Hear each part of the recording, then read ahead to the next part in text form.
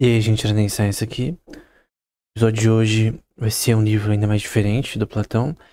E agora eu tô meio que fora de ordem, eu tava seguindo a ordem do livro que a gente tá usando como base. Mas é porque eu queria fazer algo que é mais interessante pra depois. Porque era pra ser simpósio, na verdade. Eu já li simpósio anteriormente, e é um livro muito bom. Mas eu tava querendo algo mais interessante, assim, algo mais diferente.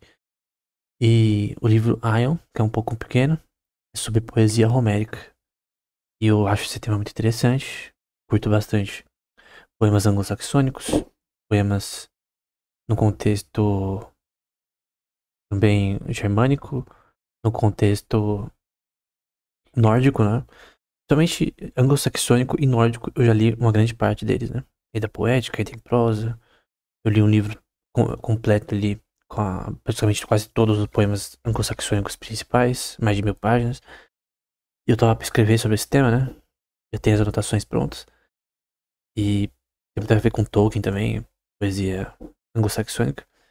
Eu também escrevi nesse ano 3 livros que são de ficção, né? São com poemas, né? É um tema que eu gosto bastante, só que poema de guerra, né? Não é poema de amor, não, né? Eu curto que tem guerra, que tem morte, sangue, né? É algo mais associado a ação, né? O gênero ação no geral. Poema épico, né? Esse é o tipo que eu curto. E o de Romero é nesse esquema. É esse tipo de coisa que eu curto, é de ter uma ação, né? É um poema com ação junta. Que é quase uma narrativa, de certa forma. E esse diálogo é entre Sócrates e Ion, que é basicamente vai ter um termo específico já, mas era alguém que recitava poemas homéricos. É um especialista em poemas homéricos, né? Então, Ion afirma, aqui é o comentarista, os caras que fazem a introdução de cada livro, que ele diz, né? Ion afirma não apenas recitar magnificamente a poesia de Homero, mas também falar lindamente sobre Homero, ou seja, interpretar e explicar sua poesia. Então, uma do seu trabalho era citar Homero de uma forma para um público, né? De uma forma bela, e ganhar dinheiro por isso, e interpretar também. Cara, Sócrates, Aristóteles, diversos autores usam Homero constantemente para fazer colocações, com uma ênfase, né? Então, Sócrates está mais interessado nesse aspecto da experiência profissional de Ion do que no primeiro, né? O que seria um diviner, né? Alguém que interpreta poemas homéricos, né? Ele quer saber se Ion fala sobre Homero com base no conhecimento ou em maestria. Ele é um mestre de algum corpo de conhecimento? Ou que ele expressa falar sobre Homero? O que seria a profissão de fato do Ion, né? Usando a analogia de um imã, com o poder de atrair um anel de ferro para si e através dele outro, Sócrates sugere que o próprio Homero, o maior de todos os poetas gregos, não tinha conhecimento próprio da sua poesia, mas era inspirado divinamente, né? Obviamente, como cristão, né? Obviamente eu creio, de forma absoluta, que isso daqui tá errado, né? Que ele vai falar no livro. É óbvio que um poeta mitológico, né? Ele tá falando especulação da sua cabeça. Obviamente os poemas, eles, até pra quem manja sobre o tema na parte de escrita, não é como escrever normalmente. Então, porque quando você escreve normal, por exemplo, um livro comum de acadêmico, por exemplo. Tô acostumado, por exemplo, com isso. É diferente. Quando você escreve um livro inteiro sobre poesia épica, por exemplo. Porque é como se no poema as coisas fluíssem de uma forma diferente. Sem seu controle. Até porque você tem que rimar normalmente. E sua estrutura de palavras ela é mais abstrata, né? Mais subjetiva. Você não usa o mesmo tipo de palavra que você usa numa escrita normal. Então é uma linguagem mais abstrata, mais eufórica, né? Mais hiperbólica. É diferente, cara. Não é a mesma coisa. Talvez por isso que os nórdicos, eles falavam que a poesia era sangue de anão misturado com mel. Não sei porquê. Eu tô lembrando de cor aqui, mas enfim. Era algo assim. nos poemas escáldicos, né? E os nórdicos eram bons pra caramba em poema, hein? Os poemas escáldicos eram muito bons. Mas o grande ponto é que você tem essa questão de inspiração. E tem essa questão chamada sensus pleno, que seria um termo em latim, que é aplicado, na verdade, biblicamente, né? Mas é que seria aplicado para esse contexto deles em relação a essa suposta inspiração divina, né? Que obviamente eles não tinham de verdade. Os únicos textos inspirados por Deus de fato, pelo único Deus que é o Deus bíblico, é a Bíblia Sagrada, né?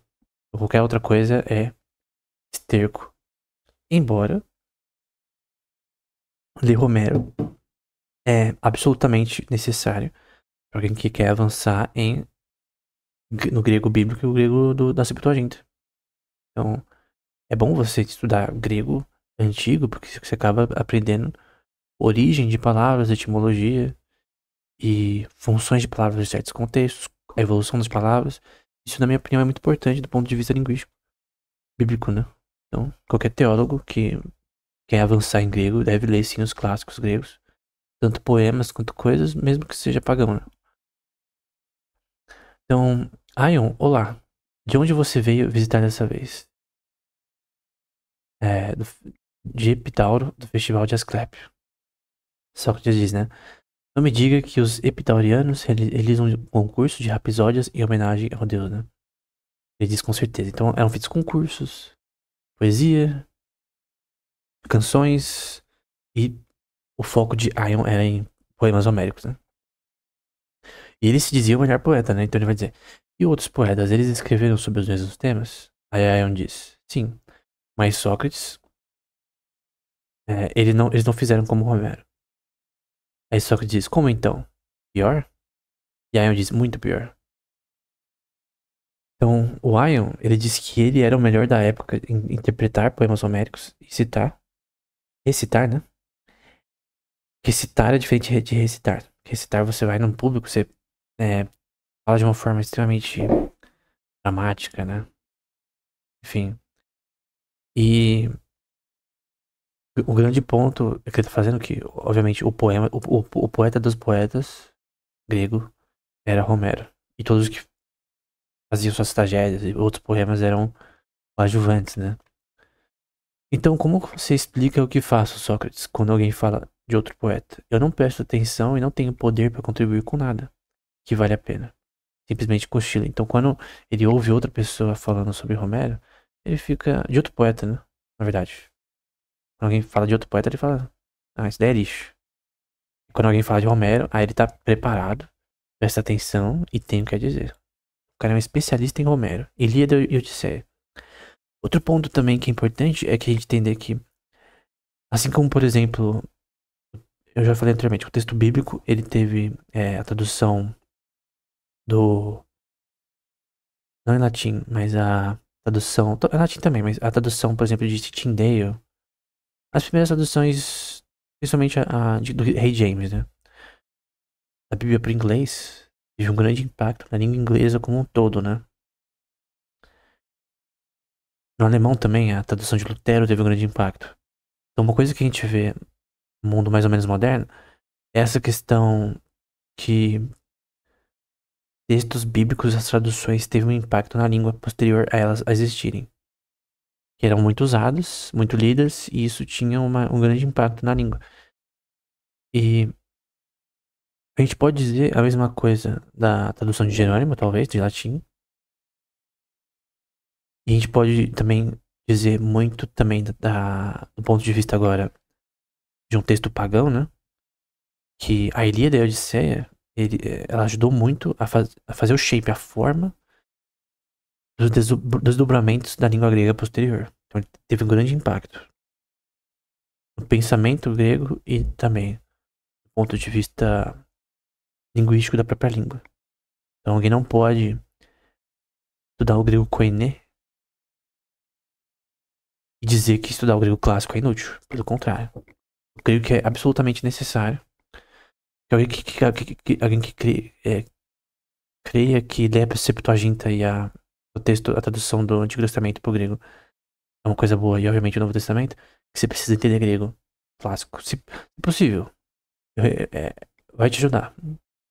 Então, lendo Crátilos, por exemplo, eu aprendi muita coisa sobre de Caio Suni, que é justiça, sobre o termo Theos, origem desses termos. É importante a gente saber a etimologia. A gente aprende mais como esses termos vieram à existência, né? Então, eu creio que o Homero, ele é muito importante para teologia e para a linguística grega no geral, né? E a língua indo-europeia no geral, nossas línguas, né? Do Ocidente. Senhor, sim, certamente, de alguma forma, você toca minha alma com suas palavras, Sócrates. Eu realmente acho que é por um dom divino que os bons poetas conseguem nos apresentar esses poemas dos deuses, né? Então, Sócrates argumenta que os poetas, eles tinham alguma coisa divina, né? Inspirada para eles compor essas poesias, né? Obviamente não era um fato, porque eram poesias mitológicas, né? Mas, enfim. Ele usa um termo muito interessante de inspiração divina. Esta pedra não só puxa anéis, porém de ferro, como também coloca poder nos anéis. Ele tá falando sobre o imã. Ele vai associar com magnésio, magnésia, que é um lugar, e Heráclitos, né? Ele vai chamar de pedra de Heráclitos, alguma coisa assim. Então, o nome magnet, em inglês, bem próximo de magnésia, né? O imã, a palavra imã é mais difícil, né, pra nós, porque é diferente morfologicamente de magnésio. Mas o ponto é que teve uma origem, né, de onde essa pedra foi achada, o imã, né? E aí ele vai usar um exemplo, né? Então vamos supor que você tem esses ímãs e você põe um ferro no meio. Então você tem um. Vamos supor que você pega uma mesa, coloca o ferro na mesa, um imã da esquerda e um imã da direita. E você vai puxar o ferro de um lado pro outro conforme a sua vontade, movendo os ímãs, né? Então você tem aqui um imã, outro imã, e aqui no meio você tem um pedaço de ferro. E movendo de lá e pra cá, com os ímãs, você vai guiar o ferro pra onde você quiser. De modo que é uma longa corrente de peças de ferro, os anéis pendurados uns nos outros. Então, agora no caso, são vários. Então, segundo Sócrates, do ponto de vista de lógica, né? Então, qual que é a lógica? Se um ser divino inspirar um ser humano a escrever algo, como que seria? Obviamente, Romero não estava inspirado em merda nenhuma, né? Porque, obviamente, do ponto de vista teológico, na realidade, os únicos textos inspirados por Deus foram os textos bíblicos, né? Nessa época, o Antigo Testamento, eu creio que ainda estava sendo formado, né? Alguns dos textos finais ali, Esther, entre outros. Então, é também chamada de pedra de Heráclides, né? Porque também é contada lá. O anel do meio é você, o Rapisodo, né? Que é a pessoa que interpreta o poema. Então não é só na composição do poema, mas na interpretação. Rapsodos, essa letra tem som de psi. Ou o ator Hipócrates, lembra Hipócrita, mas não tem nada a ver aqui. Embora o Hipócrita seja um ator, né? Ele finge ser algo que não é. E o primeiro é o próprio poeta, Poietes. Embora tenha outros temas para poeta. O Deus, de Theos, puxa as almas das pessoas através de todos esses para onde quer, transmitindo um poder de uma para outra. Obviamente, ele é um pagão, pensando aqui, pela razão humana. Beleza, se um ser divino inspirasse o ser humano alguma coisa, como seria? Esse é o ponto. Então, do ponto de vista dessa ideia, ele acerta muito bem.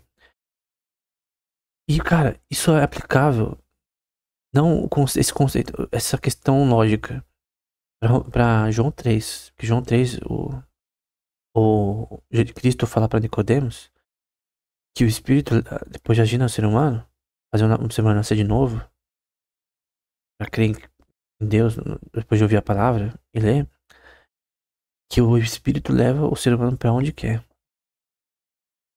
Faz todo sentido você explicar com essa questão dos imãs. Uma ótima explicação de você ter, nesse caso, um ser que faz o ser humano ir pro lado que pro outro que ele deseja, ao invés do que o ser humano deseja. Porque o que o ser humano deseja é mal, no geral, é pecaminoso, no geral, e o que Deus deseja é bom e justo. Então, obviamente, a gente tá falando aqui no contexto pagão, o que é estranho, porque ele não tem a resposta para as coisas que ele diz. Porque só Deus tem a resposta de fato. Só a Bíblia tem a resposta. Mas ele fala algo que é correto sobre a inspiração do ser humano, de Deus pro ser humano. Eu acho muito interessante. Essa explicação, na minha opinião, é muito boa. É a melhor explicação que eu já vi. Em relação à inspiração divina no ser humano para escrever coisas ou para interpretar.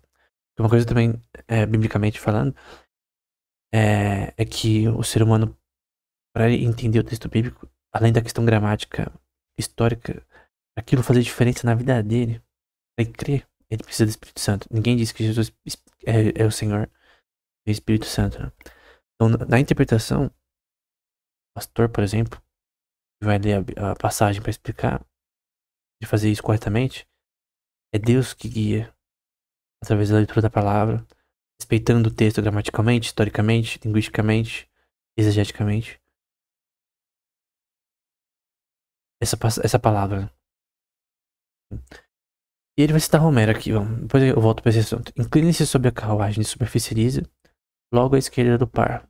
Então o cavalo, da direita em sítio, grite para eles continuar, afechando as rédeas com as mãos. No posto, deixe o seu cavalo à esquerda. Segue firme na curva, para que pareça que você chegou direto na borda, como o cubo da sua roda soldada. Mas escape cortando a pedra. Isso aqui é uma passagem poética de Romero, em A Ilíada, que é sobre pessoas que dirigem carruagens. Ou tem aquelas carrocerias, né? A questão, é óbvio que isso aqui é um poema sobre carrocerias. Quem sabe mais sobre carroceria? O poeta que cita esse texto interpreta, ou a pessoa que pratica a arte da carroceria. Eu nunca já subi em cavalo, mas eu nunca dirigi um cavalo, né, entre aspas, né? Eu nunca andei de cavalo eu mesmo. Eu tenho uma foto de quando eu era pequeno que eu nem lembro se eu tenho. Eu tava em cima de um pônei, de um cavalo. Mas eu nem lembro. E eu subi em cima, eu nem saberia o que fazer. Então é diferente você entender a teoria e a prática. E nos pontos de Sócrates aqui. Ele diz também, então quem saberá melhor se Romero fala belamente, nos versos que você citou, você ou um cocheiro? Então, sobre esse texto. Então, nesse texto aqui específico, quem sabe mais? O intérprete poemas, o cara que manja hermeneuticamente como interpretar esse texto, ou um cocheiro, porque ele sabe disso na prática, né? É óbvio que é um cocheiro, porque ele tem mais conhecimento, né? Sobre esse tema. Se ele consultasse um cocheiro, ele poderia falar muito mais sobre o tema. Assim como, por exemplo, uma passagem bíblica sobre a parábola da semente, né? Do semeador. O semeador saiu a semear, né? Uma caiu no caminho, uma sobre as pedras, uma cresceu, mas não tinha raiz, cresceu entre espinhos, e no fim uma caiu em boa terra, né? Falando sobre a pregação da palavra de Deus. Eu posso explicar essa passagem, essa parábola bíblica, que nesse caso é inspirada por Deus de verdade. Só que eu entendo muito mais sobre essa passagem se eu ir até um fazendeiro ou se eu estudar um pouco sobre pessoas que manjam do tema sobre semente, que eu vou ter um conhecimento muito mais prático sobre por que essa passagem faz tão sentido. Que obviamente uma semente que é plantada no caminho, entre pedras, ela não vai crescer como numa terra melhor. Tem questões de terras que são mais frutíferas do que outras, que tem mais magnésio, ferro, você pode usar nitrogênio, você pode usar amônia para deixar a terra melhor. Para diversas plantações você tem. Eu falei sobre isso no curso sobre agricultura no canal, em economia. Em forma de você melhorar a terra. Mas obviamente uma terra que ela já está pronta para plantio de certos alimentos, você vai ter um crescimento melhor, claro, óbvio. Tem lá os nutrientes físico-químicos melhores, você vai ter uma preparação melhor. Por isso que quando alguém vai preparar a terra para uma plantação, ele tem que ter um medidor um estudo químico, né? Físico-químico e geológico da Terra pra entender até os sedimentos por baixo ali da Terra pra ver se é uma terra que dá pra ter plantação, que tem uns sedimentos que é mais difícil de plantar. Então tem que ter um conhecimento geológico também, um estudo, né? Então não é simplesmente ir lá plantar, acabou. Dependendo da que vai plantar. A sua função de produção aumentar, né? E tem outra passagem da Ilíada que vai ser sobre vinho, né? Oino, em grego, né? Também é o mesmo termo na Bíblia. Sobre o vinho de Pramos, ela ralou queijo de cabra com um ralador de bronze. Molho de cebola para a bebida. Então, o grande ponto aqui é que é uma passagem sobre vinho. O vinho que está ralando o queijo. É uma questão com relação a uma fazenda, por exemplo. Quem sabe mais sobre esse tema? Por exemplo, o cara que produz o vinho, ele consegue mais saber mais sobre a produção do que alguém que não conhece. Alguém que só conhece uma passagem poética sobre esse tema. Tem uma passagem, por exemplo, em Marcos, com relação a vinho. Sobre vinho que você não pode pôr em odres. Vinho novo em odres velhos, senão ele entorna, né? Da forma que ele era é, feito pra ter a fermentação e tal na época. Só que ninguém pode dar uma explicação tão boa quanto alguém que manja mesmo de vinho.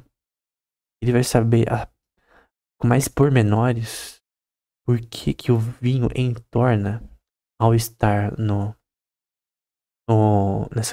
nessa sendo novo em odres velhos, né? Ou ele também dá um exemplo de roupa nova costurada numa roupa velha, que vai rasgar depois. É diferente. E aí tem aplicação, né? Tem aplicação com relação a jejum e tal. Em relação a Cristo não ter é, morrido, ressuscitado e subido aos céus ainda. Depois os discípulos jejuariam. Então, o meu ponto é que você. E o ponto que Sócrates está fazendo aqui no contexto da Ilíada é que você tem essa questão de que tem a prática da interpretação e tem coisas em certos contextos da interpretação que você precisa de um certo conhecimento no tema. Porque aí você vai entender melhor até como explicar. Então, por isso que um intérprete da palavra de Deus, por exemplo, que é inspirada no caso, que é só a Bíblia, que vai tentar entender que é uma passagem, por exemplo, do semeador, dessa do vinho, ou do grão de mostarda, ele tem que, da figueira, ele tem que entender o que é uma figueira. Se eu nunca vi uma figueira, eu tenho que ver com alguém que manja de figueira pra entender como funciona. É mais ou menos essa lógica. É, e aí aqui é outro exemplo, né? Ela caiu pesada no fundo do mar com um peso que está preso ao chifre de uma vaca de campo, dado a caça. Ele anda entre os peixes vorazes, trazendo a morte, né?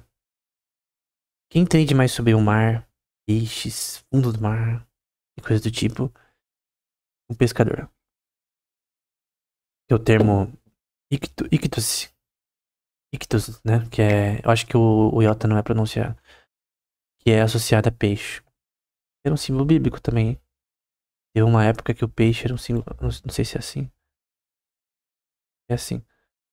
Que o peixe era um símbolo bíblico. Porque você pega seções dessa palavra, você pega o iota, por exemplo, fica Jesus, o, o kappa fica Christus, teira de Theos, Deus, então Jesus, Cristo, Deus, o Y de Huios, que é filho, aí fica filho, aí signo de Sotério, então é Jesus, né? Christus, que tem o som de K, Christus é escrito com essa letra, tem som de K, Theos, que ele é Deus, o Y, que é a primeira letra de Huios, que é filho, né? Filho do Pai, né? Obviamente sendo Deus. Então Jesus Cristo é Deus, Filho e Salvador. Sotéria, né? Então veja que o termo para peixe tem uma origem. A gente pode estudar sobre a origem do termo peixe de forma grega, porque que ela tem essa morfologia atual e que foi usada para símbolos cristãos, né?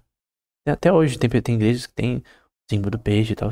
Mas o símbolo do peixe não é o peixe, tem nada a ver com peixe, tem a ver com a palavra em grego para peixe. Isso é só um pormenor a mais, mas o grande ponto aqui é que essa passagem tem a ver com pesca. E, obviamente, alguém que manja de pesca vai conseguir entender mais sobre essa passagem do ponto de vista prático. Porém, tem passagens que só os poetas vão conseguir interpretar de uma forma melhor, né? Então, por exemplo, tem esse poema da Odisseia, tem um termo grego, por exemplo, que é algo que é bom, é chamado de eudaimonia, né? E algo mal. Algo, no caso, uma pessoa tá brava, né? É daimonium, que é usada para algo mal, alguém bravo. E mal é kakon. Então, que mal é esse que está sobre você à noite, nukit, envolveu suas mãos, seus rostos, que é prosopa, ou prosopon, é um termo bíblico também, que é usado na Bíblia, e até seus joelhos, o lamento se espalha como fogo, as lágrimas, suas bochechas, fantasmas enchem a porta, fantasmas enchem o corredor, eles correm em direção ao portão negro do inferno, eles descem abaixo da escuridão. Isso daqui é um texto fictício, né, da Odisseia, poético, obviamente, só que ele tem a ver com a arte de interpretar poesia. E algo de interpretar algo fictício, né? E algo que tem talvez uma função também. Então é óbvio que os outros têm a ver com peixes, tem a ver com fazendas, tem a ver com vinho, carruagem. Porque aqui a gente tem um texto que é normal da interpretação de alguém que entende sobre poesia. Então na Ilíada, né? Uma águia, Ornis, uma voadora alta, circulou à esquerda do exército com uma serpente, tá? Draconta, é um termo também usado na Bíblia, no Apocalipse, por exemplo. Até na Septuaginta também a tradução de alguns termos é com Draco. Então, um dragão vermelho, sangue carregado em suas garras, um monstro vivo, ainda respirando, ainda não esquecido da sua sede de guerra, pois atingiu o seu captor no peito pelo pescoço. Então, a passagem da Ilíada. Então, esse tipo de texto ele tem a ver com o texto literário poético, literário difícil. E quem interpreta melhor é aquele que manja. De Romero. Não que aqueles outros textos não podem ser interpretados por alguém que manja de Romero. Mas o cara tem textos que o cara que como o Ion, né? O Ion. Que ele interpreta, só ele. Só ele não, né? Só quem manja do tema vai conseguir interpretar de uma forma talvez mais acurada. Porque o foco de Sócrates é mostrar que existe uma área do conhecimento chamada hermenêutica nesse contexto de Romero. Existe uma área chamada hermenêutica, aqui aplicada para Romero. Uma forma tem a ver com interpretação, tem a ver com Romero. Interpretação poética de textos homéricos. Ele está tentando mostrar que a arte dele é uma arte que é separada de outras artes. No contexto literário, né? Então Sócrates divide a poesia em outras áreas. Então, mas você está me enganando. Você diz que é verdade que o que lhe permite louvar Romero é o conhecimento, o domínio de uma profissão, que você sabe sobre pesca, você sabe sobre todos esses temas, que você cita Homero sobre, você me garantiu que muitas coisas bonitas sobre Homero prometeu dar uma demonstração, mas está me enganando. Tá longe de dar uma demonstração, né? Você está nem disposto a me dizer o que te torna tão maravilhosamente inteligente, embora tenha implorado por anos. Sério você é como Proteu. Você se contorce para cima e para baixo e assume muitas formas, até que finalmente você escapou completamente, se formando um general. Ele também se disse que é um general. Não de verdade, né? Mas é que nem essa questão. Se você estudar sobre história militar, significa que você é um militar? Não. Que você tem conhecimento militar? Cara, não. Em certos aspectos, não. Você tem conhecimento teórico militar. Mas você não. Embora esse conhecimento seja útil pra alguém que lidera exércitos, alguém que lidera exércitos não necessariamente vai conseguir liderar exércitos só sabendo sobre história e da arte da guerra. Obviamente, o Sun Tzu, por exemplo, escreveu um livro sobre a arte da guerra, que é muito bom, que é usado até hoje e tal, mas o grande ponto é. E a prática, você precisa saber da prática. E a prática é muito diferente. Você ter uma linha de comando, você ordenar soldados, não é simplesmente você aparece ali, tipo videogame, você já lidera as pessoas. É uma arte. Então, ele tá dizendo que para evitar provar o quão maravilhosamente sábio você é sobre Romero. Então, ele tá tentando dizer que existe uma arte chamada hermenêutica homérica. Esse é o ponto. Então, Homeron Sofia, né? Alguém sabe um Homero. Então, escolha como quer que pensemos em você como um homem que faz o mal, ou alguém. E esse termo é importante. É traduzido como diviner. Talvez o termo em português poderia ser adivinho, ou mago, no sentido de. É, no sentido não de magia, tá? Mas de alguém que faz adivinhações. Nesse caso, usaram Homero. E que tinha uma questão religiosa por trás. Por isso que esse termo reinar é Heteos, né? Que é algo com relação a um diviner, né? Termo em inglês. Não sei como seria a melhor tradução. Porque. Não sei se adivinho é legal, porque eu não sinto que funciona pra mim, na minha mente em português. Mesmo sabendo o significado desse contexto. Mas o grande ponto que seria um adivinho, né? Então, uma grande diferença, Sócrates. É muito mais belo ser considerado um Oteia nomes Zestai, que no caso seria alguém que adivinha, do que outra coisa.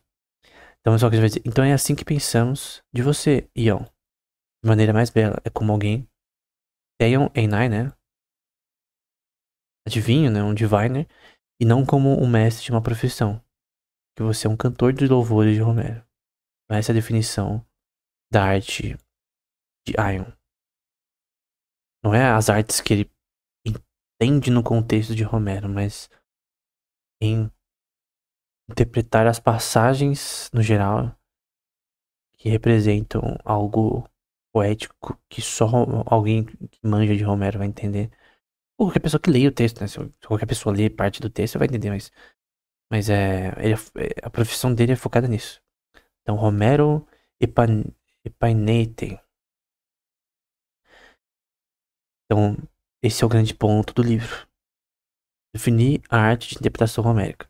Eu creio que é muito bom, porque Romero é muito interessante do ponto de vista do grego. Agora eu quero tratar sobre o tema do ponto de vista, na realidade, né? Do ponto de vista bíblico em relação à interpretação. Vendo primeiramente isto, que nenhuma profecia da escritura é de particular interpretação, porque a profecia nunca foi produzida por homem algum, por vontade de homem algum, mas homens santos de Deus falaram inspirados, fenômeno, pelo Espírito Santo, que é o pneumatos agio. O que significa isso? Eu poderia usar a analogia de Sócrates, que não está errada. De você ter um imã que leva o ferro do lado pro outro. O Espírito Santo ele inspirou somente quem escreveu textos bíblicos, né? Então, os profetas bíblicos do Antigo Testamento e do Novo. Somente esses textos são inspirados. O resto é palha. Obviamente, textos mitológicos, nórdicos, é tudo lixo em relação a ser inspirado. Tem o seu valor literário. Eu curto ler pra caramba poesia nórdica. É da hora. Poesia homérica e anglo-saxônica e tal. Embora a anglo-saxônica tenha muitos elementos cristãos nela. Que foi escrita na maior parte por cristãos, né? Como Beowulf, Sir Gawain the Green Knight, Battle of Maldon, enfim. Mas o grande ponto desse texto aqui, e no contexto bíblico, né, teológico, é que realmente o Espírito Santo ele impeliu os homens a falarem inspirados divinamente por Deus. Não necessariamente entendendo tudo, sensus plenior, mas inspirados, ponto. Então, Davi escreveu o Salmo 22, mas ele não sabia quem seria Jesus especificamente, sabia que haveria um Messias. Você leu só o Antigo Testamento, você sabe que vai ter um Messias, mas você não sabe qual ia ser o nome, quem seria, exatamente, como seria. Então, os pormenores você tem que ler o Novo Testamento pra entender. Ela consegue entender melhor o Antigo Testamento pelo Novo e o Novo pelo Antigo, né? Mas o grande ponto é que somente a Bíblia é inspirada. Esta é palha. Portanto, vos quero fazer compreender que ninguém que fala pelo Espírito de Deus diz Jesus é anátema. Então, alguém que diz que Jesus, algo errado de Cristo, alguém que fala algo errado sobre Cristo, ele não é cristão. Ele não tá sendo levado pelo Espírito de Deus, pelo Espírito Santo a dizer isso. E ninguém pode dizer que Jesus é o Senhor, senão pelo Espírito Santo. Então ninguém pode dizer que Jesus é Deus, por exemplo, acreditar nisso, sinceramente, sem o agir do Espírito Santo na mente da pessoa. A doutrina da iluminação de Agostinho, que nada mais é a doutrina bíblica de que o Espírito Santo age sobre o ser humano no seu intelecto para entender. Então, para a interpretação bíblica também é importante o agir do ser humano, do Espírito Santo, né? Então, não é só importante, é necessário, extremamente necessário. Sem isso é impossível você entender o texto bíblico. Você pode entender ele gramaticalmente, historicamente, geograficamente, enfim, exegeticamente, mas isso não vai mudar a sua vida.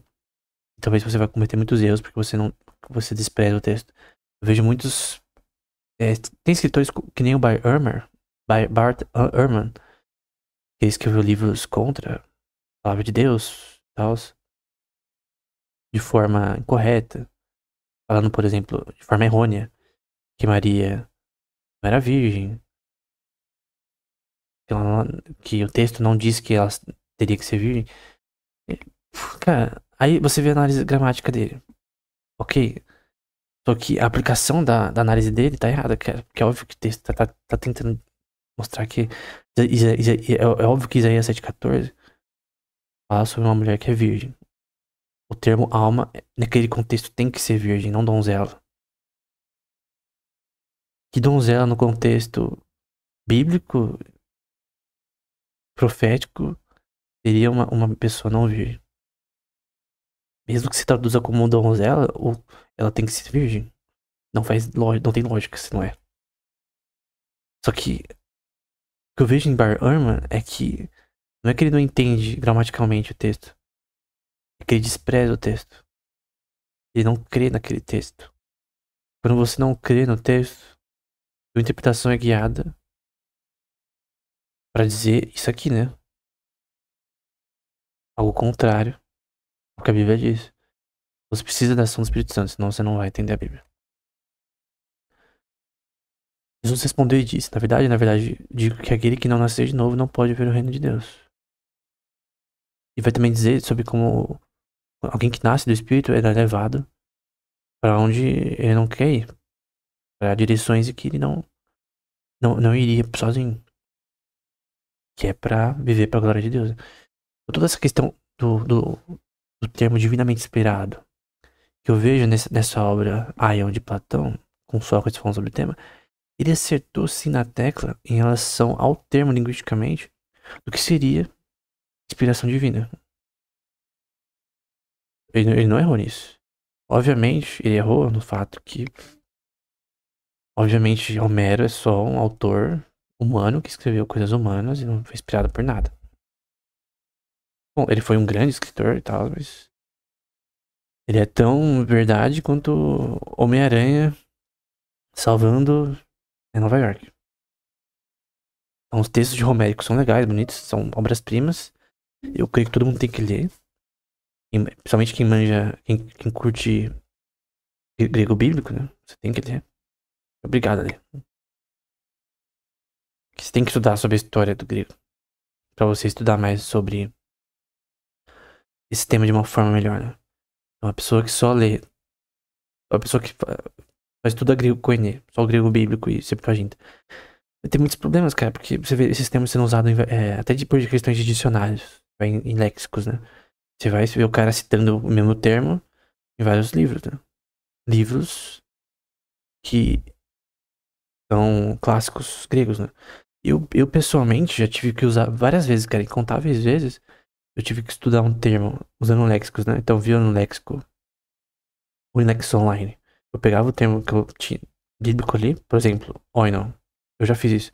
Eu tava entender como oinon vinho foi usado em outros textos e entender o contexto, que no léxico mostrava mais ou menos, para entender qual é o espectro semântico, né? Quais são as possibilidades do termo oinon.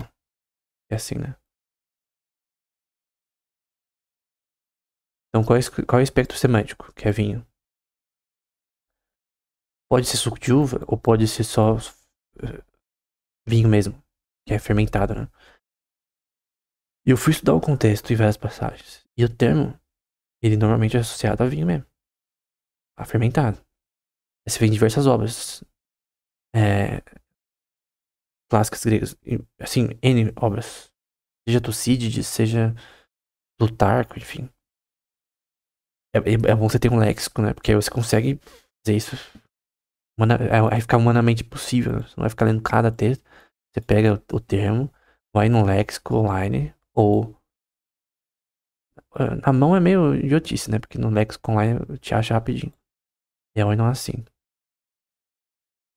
Você vai no léxico, né? Vai procurar que passagens que falam sobre isso, você vai procurando. E aí, você vai ver no contexto, aí você tem que ler o grego também, o texto ao redor. Isso ajuda muito, cara, pra estudo de palavras. O termo baptismo nasceu no Novo Testamento. Ele foi usado várias vezes em outras passagens. Então, tem que entender que a língua grega, ela não nasceu na além. Não é uma bolha e, e os apóstolos usaram ali. Inventaram a língua grega, não. Ela tem séculos antes e eles usaram essa língua, que por sinal é a melhor língua, cara, pra usar no Novo Testamento. A do Antigo Testamento foi hebraico, que é obviamente a língua do povo judeu e tal. É perfeita para o contexto do Antigo Testamento. Mas para os gentios, né, para o Novo Testamento, que era para os povos no geral, para a língua franca da época também, a melhor língua para se expressar com certeza era o grego, cara. Era a língua que mais tinha desenvolvimento literário e que tinha termos como logos, que foi aplicado em João, termos como é, baptismo, enfim, vários termos que eles foram usados anteriormente. E você tem uma língua tão bem construída já, é perfeita para expressar as coisas. De Caio Suni, por exemplo, que a gente viu em Crátilos, significa justiça. Cara, é um termo muito bom do ponto de vista da etimologia grega. Então a língua grega, ela foi muito bem escolhida para o fim dela. Obviamente tem que ter a tradução, né? Mas não é que nem os caras tipo Crisóstomo que achava que não podia ter tradução.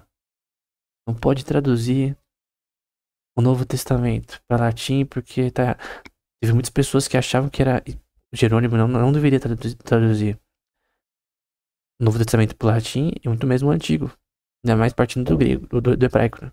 As pessoas tinham um nojinho de hebraico, né? Até porque é difícil também, né? Hebraico.